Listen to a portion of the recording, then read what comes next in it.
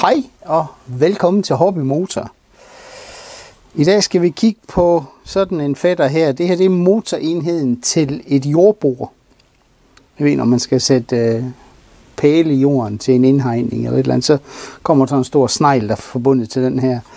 Forbinder man, hvis nogen der ikke kender den, bliver den forbundet til akslen hernede, og så sidder der en skridekobling heroppe, eller en kobling og et gearhus heroppe. Og det er en lille kinesisk sag. De er ikke sådan vanvittigt dyre, de her. Men den her, den har ikke kørt de sidste, ja, som jeg lige kunne se, de sidste måske 3,5 år.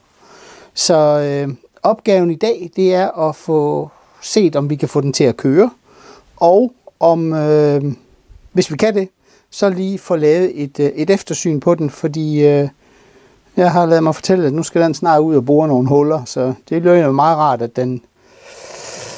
at den kan køre. Så jeg tror, altså kompression, det virker egentlig som om, at det går meget godt. Det her trækstart, det kunne så godt være en lille smule bedre. Det første, jeg vil gøre, det er at hælde benzinen ud af den. Jeg ved, at det er miljøbenzin, der er på den. Men jeg vil ikke prøve at starte den med det gamle benzin på den. Jeg vil lige have benzinen ud, have tjekket, hvordan tanken ser ud. Og så vil jeg nok lige have smurt det her hus, fordi det går sådan lidt mystisk. Og så tror jeg simpelthen bare, at vi lige prøver at præge med noget benzin igennem karburatoren, og så se, om vi kan få den her til at starte igen. Lad os prøve at se, hvad vi kan her. Nå, det er noget, der ikke vil. Det var da noget mærkeligt noget, det her.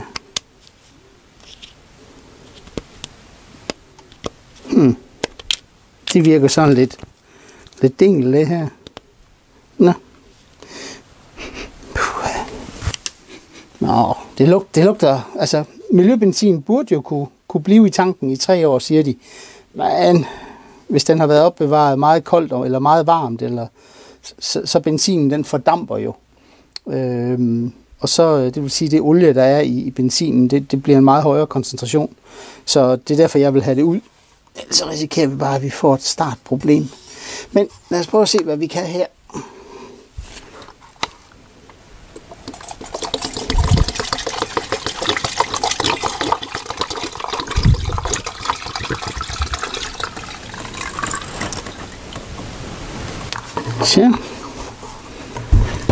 Ja, det er del med noget mørk i det her. Det har jeg i hvert fald ikke tænkt mig at skal bruge igen. Så kommer det spændende. Jeg tror lige, jeg kan gribe filteret dernede, så vi lige kan få set til, hvordan det har det. Jeg har sådan et krogværktøj her. Lad os prøve at se, om vi kan fiske også noget her. Det er ikke altid, at de er så samarbejdsvillige, de her. Nu kommer der noget.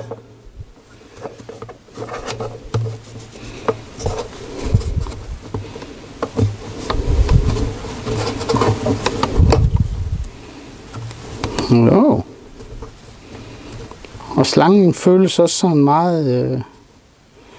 Det her, det ser lidt beskidt ud.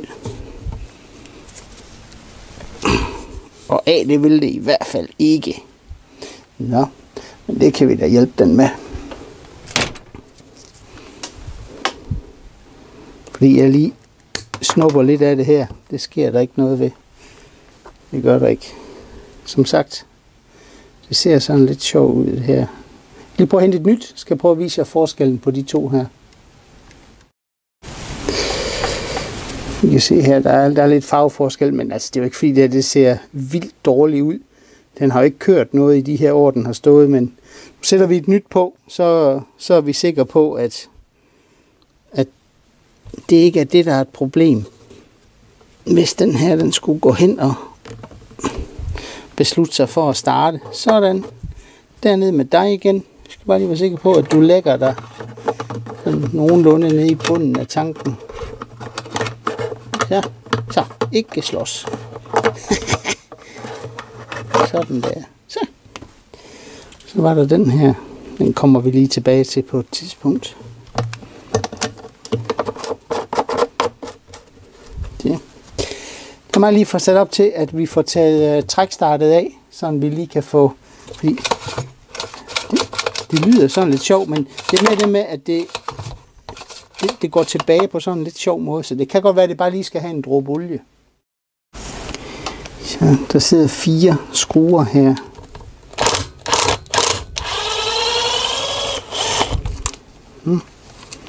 De var der lidt lange i det, og der er spændeskiver og alt muligt. Okay.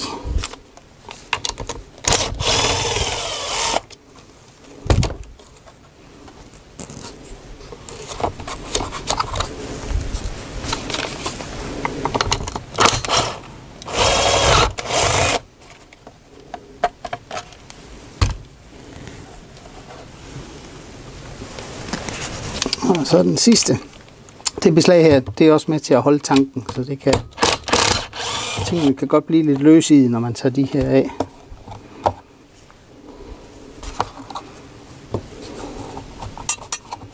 Så får vi se, kan vi få det her af. Det er plastik noget, det har det ikke for godt.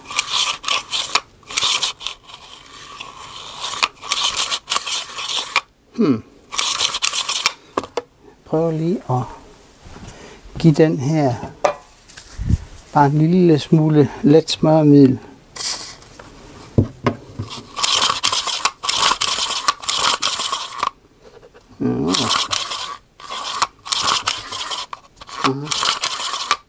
Den går ikke super godt, den her. Det gør den ikke.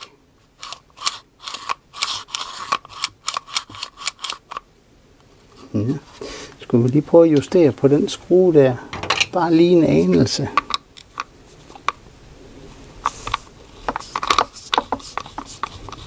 Den vil ikke justeres nogen steder. Den kører bare rundt. Okay.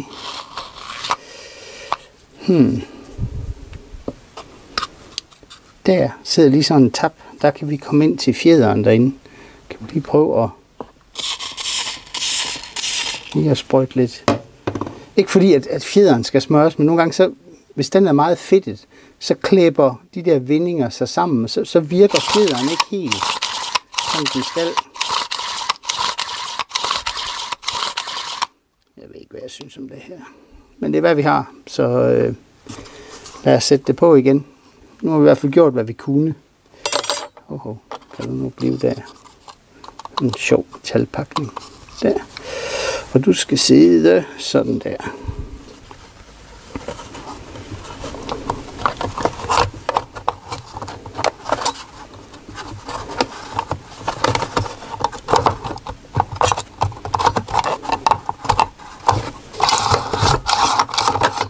Jo, den har der ved motoren igen.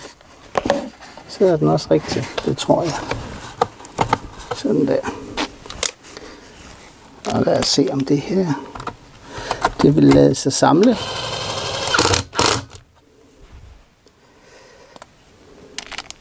Nå. Jeg skal blive her på min skruemaskine.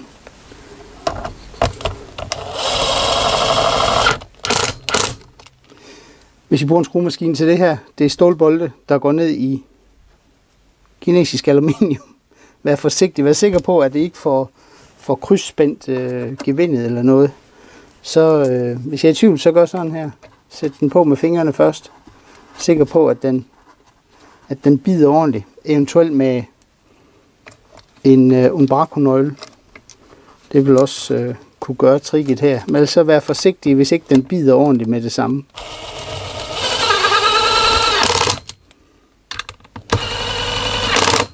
Sådan der. Godt. Det er spindelvæv. Hvad med primer? Karburatoren siger rigtigt. Okay. Jamen lad mig lige få den her vendt ned. For lige fundet noget benzin. Og så prøver vi at tanke den. Og se om den vil starte. Ja. Og den her, sådan en maskine som den her, sådan lidt billigere udgaver. De skal faktisk have lidt mere olie i benzinen end de normale 2% eller 50 til 1. Så jeg bruger noget her. Det er 40 til 1, eller hvad der svarer til 2,5% olie. Og det er miljøbenzin også.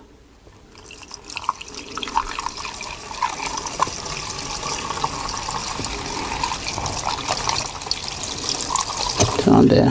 Og jeg fik dryppet godt på fingrene der. Det var dejligt. Godt være, det lige skal have en klud. Sådan der.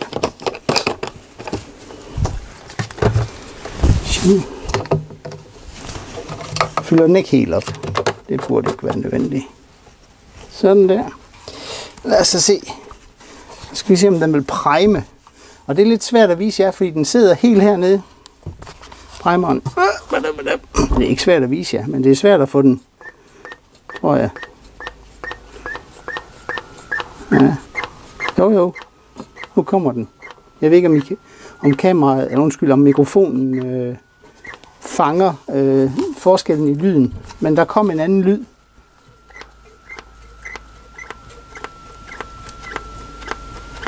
Godt.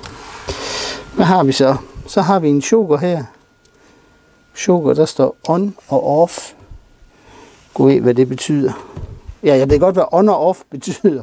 Men er det choker-funktionen, der er på eller fra? Og på betyder det sådan, at slået til eller slået fra? Det ved jeg ikke. Nå. Nu prøver vi at sætte den til on. Så går vi fra, at choker-funktionen må være slået til. Så har vi noget stop-knapværk her. Der, så kan den holde. Og det var stop, og det er start. Lad os prøve at se, om den her den vil lave nogle lyde. Okay, jeg har ikke forhåndelig ved den her.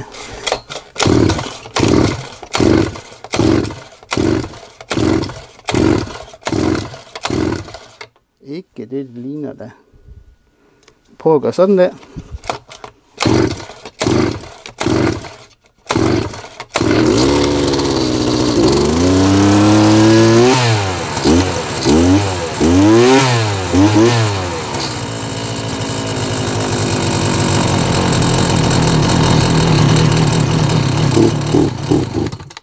Nå. Og ikke alt for glad for at gå i tomgang. Men start, det gjorde den da. Tror jeg lige prøver at skrue tomgangen lidt op på den.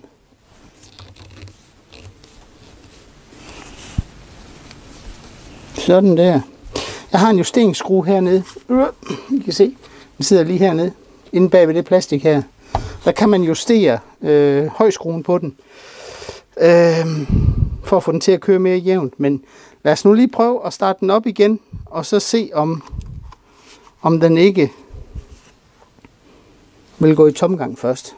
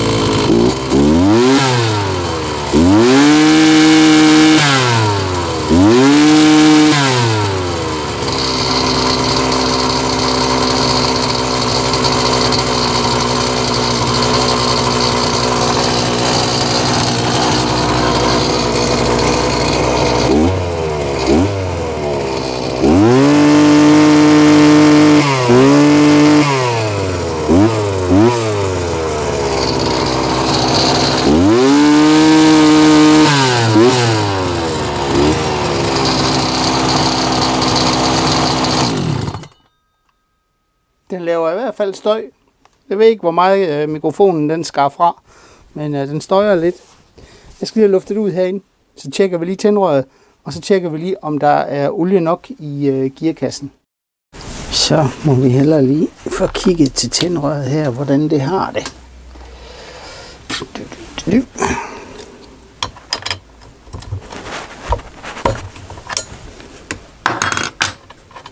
Det er lidt varmt endnu. Jamen prøv at se her. Det er jo næsten nyt. Altså, så den har ikke kørt. Jeg har lavet eftersyn på den for jamen, de der 3,5 år siden. Og som sagt, den har nok ikke kørt siden, kunne jeg forestille mig. Sådan der. Så det sætter vi bare i igen. Altså det er ikke slidt eller noget som helst. Det har ikke været igennem alle de der varme kulde cykluser, som er hårde ved tændrørene på sådan nogle små motorer. Det er derfor, de skal skiftes så tit, som de skal. Men jeg vil ikke skifte det her. Det vil jeg ikke. Det fejler ingenting. Jeg skulle vel egentlig også lige kigge til vores luftfilter her.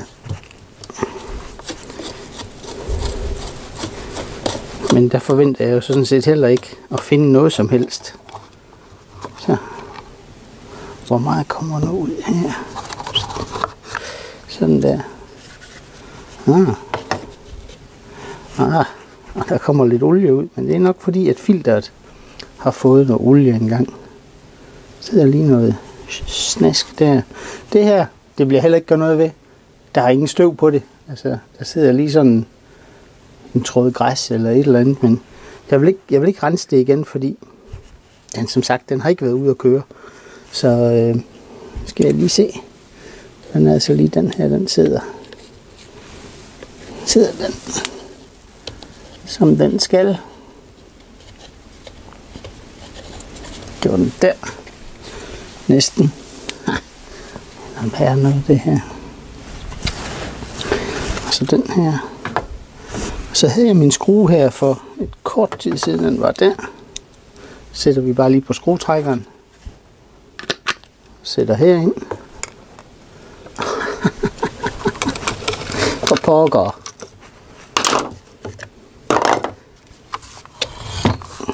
Jeg kan ikke for godt sætte den. Jo, så skal jeg da holde den med en hånd. Det kunne jeg selvfølgelig også jo. Sådan der. Så kommer den her. Og der skal man lige forbi chokerarmen her, når man sætter den på. Sådan der. Så i med vores skrue.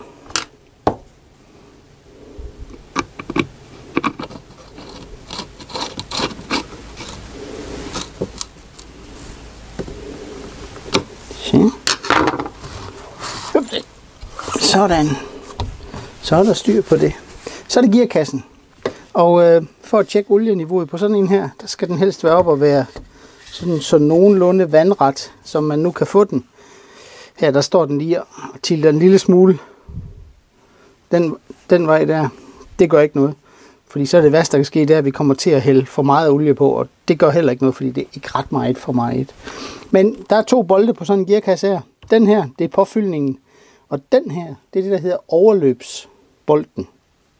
Det vil sige, at man skal egentlig hælde olie på den her gearkasse, indtil det kommer ud af den der. Så lad os prøve at tage den af, og så se, hvis der kommer olie ud, så ved vi jo, at der er nok olie på. Og vi tager den her. Var det ikke den rigtige størrelse? Jo, det tror jeg. Jo.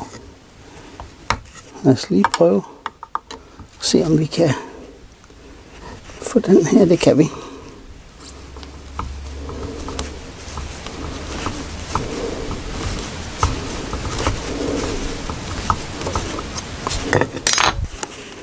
Se, hvis der nu vælter ud med olie her, så sætter jeg bare den her hurtigt i igen. Det gjorde der ikke. Der sidder en halvvissen O-ring her. Nå, det kunne være, at vi lige skulle tage og finde os en anden O-ring, når vi skal samle det her igen. Jeg får lige fundet et stykke papir at lægge herind. Så skal vi have den her af, så skal vi have I kan ikke se den for ledningen, den sidder der. Så skal vi lige have hældt en lille smule olie på den her, indtil det kommer ud der. I ser, den bold der, det er en 17 mm. Burde jeg lige kunne tage med den her. Sådan.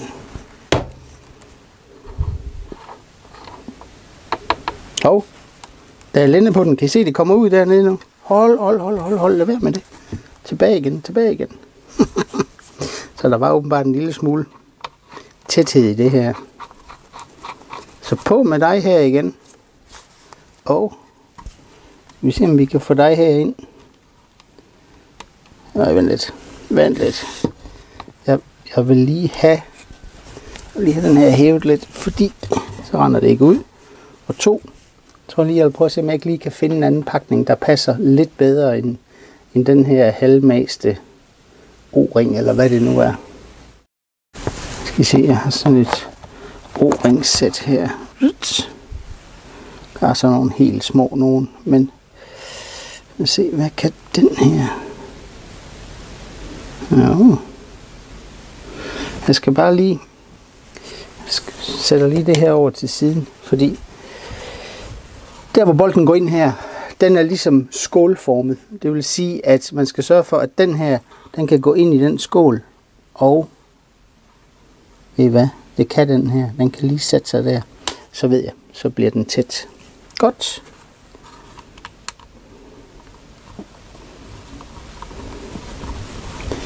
Ja. Så er nogen til at tænke på, hvad med det olie, der lige slapper ud? Skal jeg ikke fylde det? Nej, det skal man ikke. Det er ikke nødvendigt. Grunden til, at det kom ud derfra, det var, at der var rigeligt derinde i forvejen. Så der er ingen grund til at hælde mere på. Hvis man skal ud og finde sig noget olie til den her, så står det faktisk om på siden af den, at man skal bruge noget 80W90 gearolie. Og jeg havde faktisk noget klar her. En gammel dunk, for jeg bruger ikke så meget af gangen. Men det hedder 80W90. Det er en GL4 olie. Det er noget af det billigste gearolie, man kan få fat i. Det er også den, der stinker. Men det opdager I, hvis I skal bøvle med det en dag. Så skal vi bare lige være sikre på, at vores O-ring der, den ikke kryver ud. Man kan lige se den her. Det er også fint.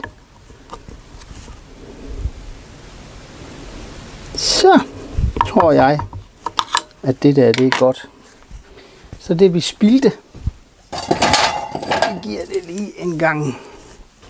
Giver lige lidt bremserens her.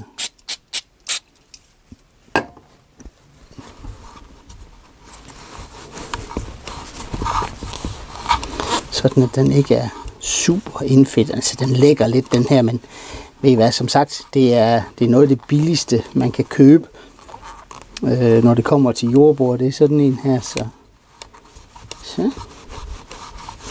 sådan der. Så mangler jeg sådan set bare lige at tjekke, at alting stadigvæk er spændt ordentligt sammen her. Den var der. Den der nede, den er lidt sværere at nå. Den herover kan vi nå. Sådan der. Ja. Hvorfor synes jeg, at det er interessant at vise sådan en video her? Og det synes jeg, fordi det er ikke fordi, det er så interessant lige at få sådan en op og køre. Det kan man jo. Så hvis man er fix på fingrene, og har et par skruetrækker og lidt umbraco og noget, så kan man jo sagtens få den her til at køre igen.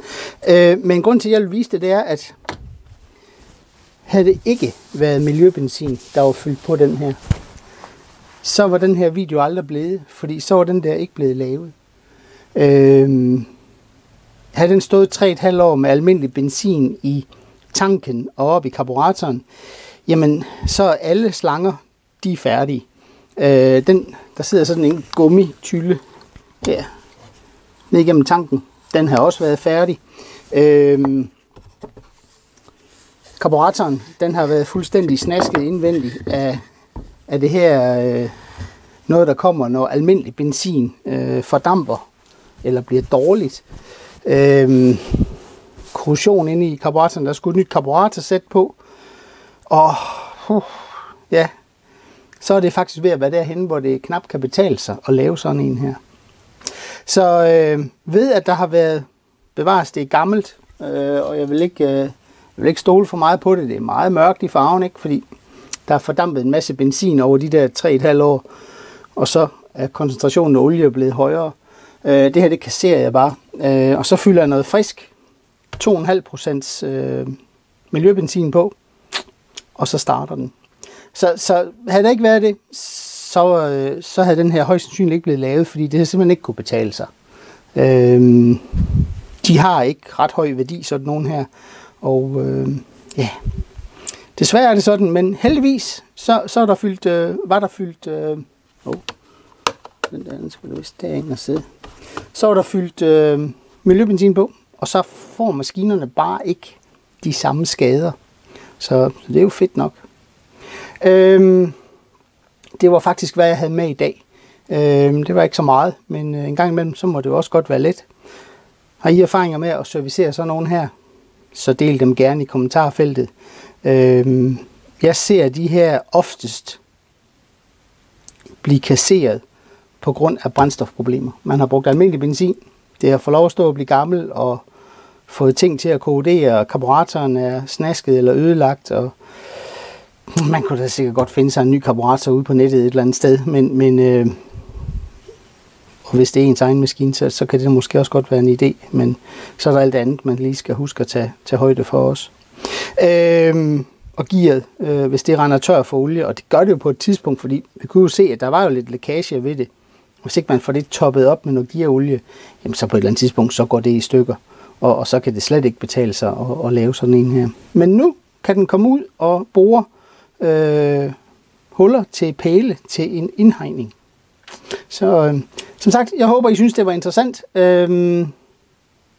Ja, indtil vi mødes igen herude i værkstedet, som sædvanligt, så må I jo have det rigtig godt. Hej.